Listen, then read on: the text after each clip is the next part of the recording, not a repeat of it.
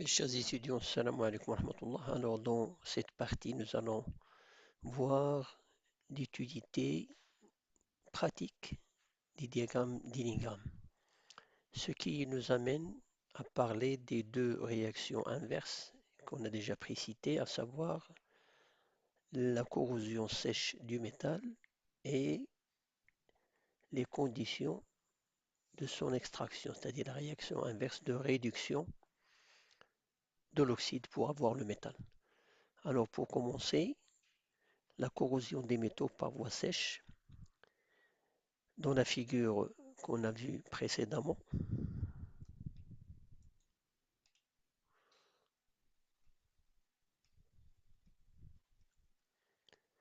on voit donc l'importance de la pression d'oxygène pour connaître le sens de la réaction, en particulier pour savoir s'il y a corrosion du métal par l'oxygène. On dit qu'un métal est corrodé à une température T donnée s'il est oxydé par le dioxygène, c'est-à-dire par O2. Et la pression de dioxygène PO2 à l'équilibre à la température T s'appelle ce qu'on appelle la pression de corrosion. C'est quelque chose qu'on a déjà évoqué avant et qu'on aura l'occasion de revoir dans les diapos qui vont suivre. Alors si on considère les deux figures suivantes, dans la première figure, on voit l'influence de la pression d'oxygène sur les températures limites de corrosion. Si on considère le diagramme d'Illingham suivant, si pour la pression PO de 1, on a cette droite qui est la droite Y égale RT log de PO2, et on a dit que cette droite c'est tout simplement de la forme AT, AT avec une pente qui est négative. Alors on voit que à cette pression, on a une température de corrosion T limite 1 qui est cette valeur. Si on augmente la pression d'oxygène, on a donc la droite RT log népérien de PO2 avec une température limite de corrosion qui est TL2. Donc si on veut conclure, on voit bien que la température limite de corrosion augmente lorsque la pression d'oxygène augmente.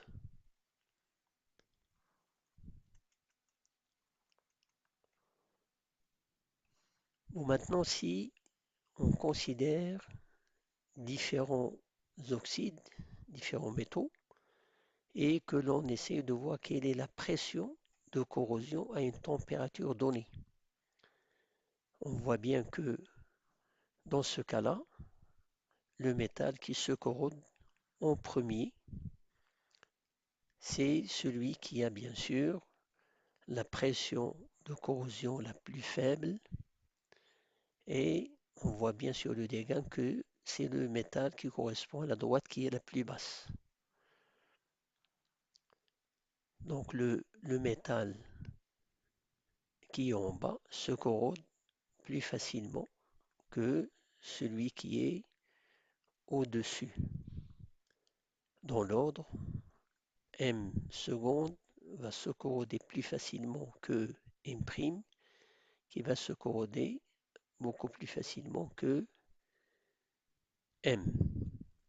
C'est-à-dire finalement que la droite qui est la plus basse correspond à l'oxyde le plus stable et celle qui est la plus haute, elle correspond à l'oxyde qui est le moins stable.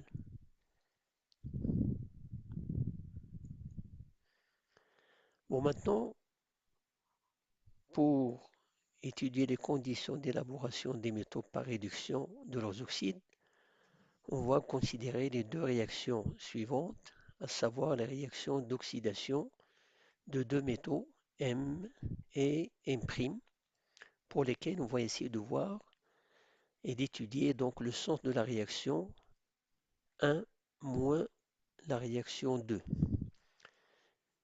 Alors, cette réaction-là, qui est le bilan 1 moins 2, traduit dans le sens 1 l'extraction du métal M', c'est-à-dire la réduction de l'oxyde correspondant par le métal M, et celle de M par M' dans le sens 2, pour avoir la réduction donc de M et la formation de M. Donc dans le sens 1, il y a réduction de M' par M, pour donner M', et dans le sens 2, c'est M' qui réduit l'oxyde correspondant à M pour extraire le métal M. Donc on va essayer de voir quelles sont les conditions dans lesquelles on aura la réaction dans le sens 1 et dans le sens 2. Pour ce faire, on va utiliser un exemple qui est très simple. Donc si je considère un exemple d'oxyde simple, M plus O2 pour donner MO2, par exemple, là on travaille toujours pour une mole. On écrit des réactions pour une mole d'oxygène pour respecter la convention qu'on a déjà fixée au départ. Alors pour cette réaction, toujours dans le sens 1, on a delta G01. Donc le delta G0, il est toujours donné dans le sens d'oxydation. Pour la deuxième réaction du métal M', on a la réaction correspondante avec un delta G02. Bon, là c'est la réaction inverse, c'est-à-dire il y aura un moins delta G02. Maintenant la réaction 1-2, c'est-à-dire M, M'O2 pour donner MO2 plus M', qui a un delta G0, hein, et ce delta G0, on peut l'exprimer en fonction de delta G01 et delta G02. Dans le sens 1, qu'est-ce qu'on a? On a réduction, c'est-à-dire extraction de M' par M, c'est-à-dire le M, il réduit l'oxyde, donc il va réduire le M' pour donner M'. Alors, cette réaction, elle est favorisée, bien sûr, si, et elle va se faire donc spontanément dans ce sens, si le delta G0 est négatif. Or, delta G0, c'est quoi? C'est delta G01 moins delta G02 qui est négatif, donc qui va correspondre à delta G01 inférieur à delta G02. Donc, on a réduction de M' par M si delta G01 est inférieur à delta G02. De même, dans le sens 2, on a réduction, c'est-à-dire extraction de M par M' si delta G02 cette fois-ci est positif. C'est-à-dire, c'est le moins delta G0 qui est considéré dans ce cas-là. Et on aura donc delta G02 qui est inférieur à delta G01.